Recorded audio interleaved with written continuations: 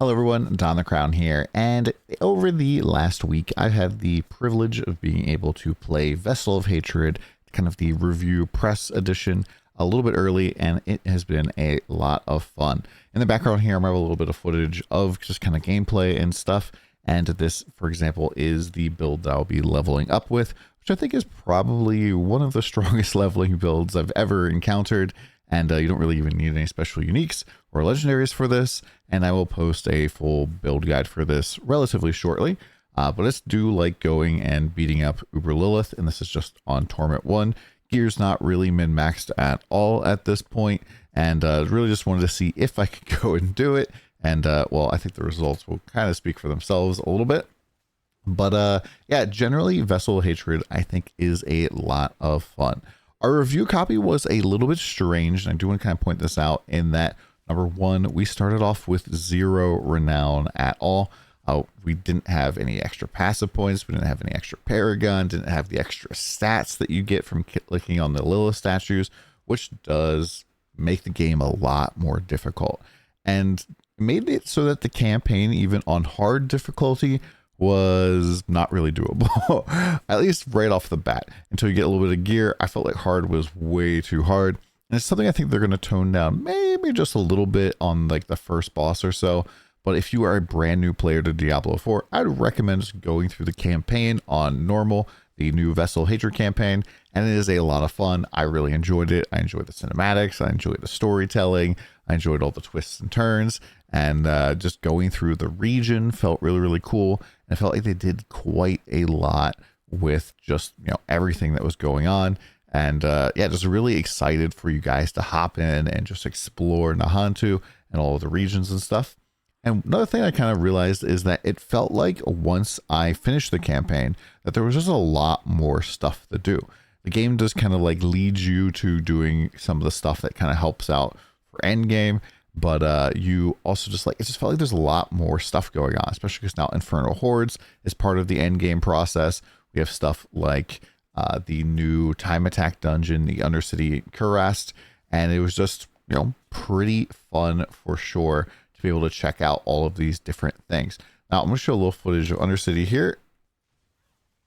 Okay, so this is Undercity. This is like the third floor here of Undercity in hard. This is like still while I was just leveling up. I think I went into this right after finishing the campaign, and I did the campaign primarily on hard, and then I switched up to expert after a couple of points, and you know, I think I finished the whole thing on hard, and relatively it was pretty decent after you kind of got a few legendary aspects going. And I felt like the difficulty stayed pretty consistent the entire way through. There weren't really any like major surprises for difficulty spikes, except for maybe the Spiritborn's class quest. The final encounter for that is maybe a little bit too hard right now. But for the most part, I just really had a lot of fun. I'm really looking forward to playing the Undercity here. It has like a whole bunch of features. I'm going to go through Undercity video itself.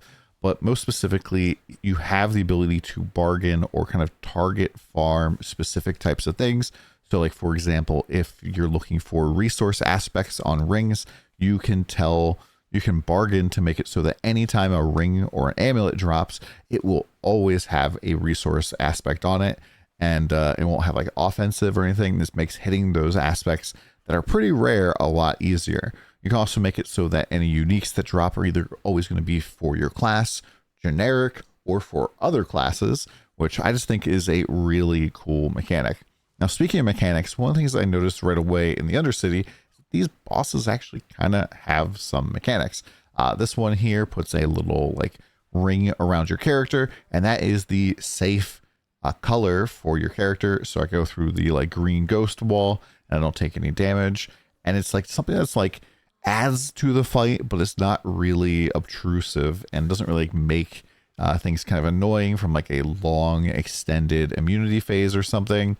Like I can still DPS while I'm, you know, having to deal with these mechanics here a lot of the time, which is just really fun. I'm really excited to see that they're adding a little bit more oomph to some of these bosses and a little bit more variety and depth to what's going on here. And you'll see this especially in the Dark Citadel, as there's a lot of like mechanics that are finally getting added to the game. in terms of boss fights. Dark Citadel, Undercity, both really, really cool things. Also very excited that Infernal Hordes is now a permanent part of the game, but I really do think the star of the show for the expansion is probably the Spiritborn. I really just had such a blast going through and checking out tons of different builds of Spiritborn, and I'll be posting up a couple of them that I kind of figured out. I have, you know, this leveling one here. I've kind of like more of an end game Quill Volley build.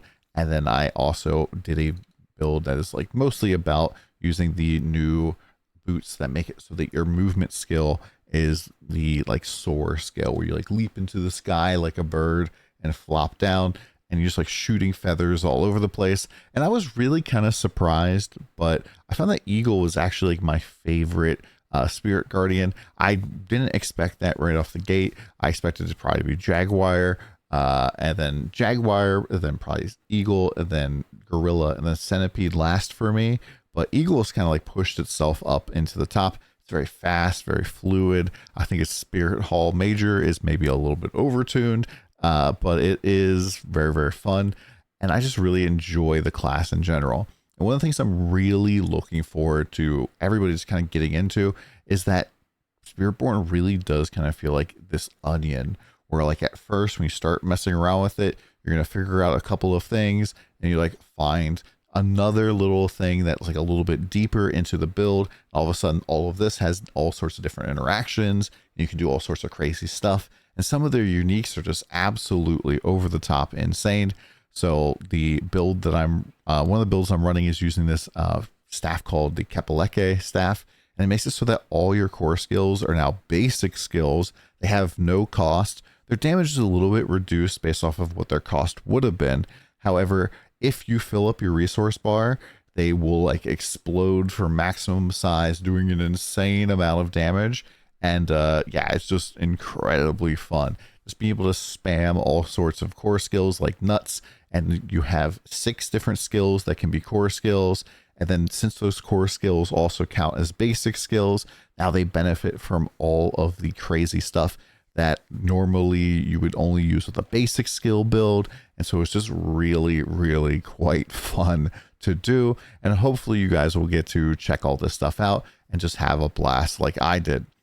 I am probably going to end the video here. I have a ton of videos coming this week before the launch. I'll be on stream talking about stuff as well. And hopefully you guys have a wonderful launch. I'm planning on trying to probably blast through the campaign as fast as possible. I've played through it probably 4 or 5 times now. And I think that it's going to be a real treat for everybody. And I hope you really enjoy it. Come by the stream. They're doing like a supporter streamer thing. So if you want to drop by me or any other content creator on Twitch, you can do that. Hope you have a great one. We'll see you again soon.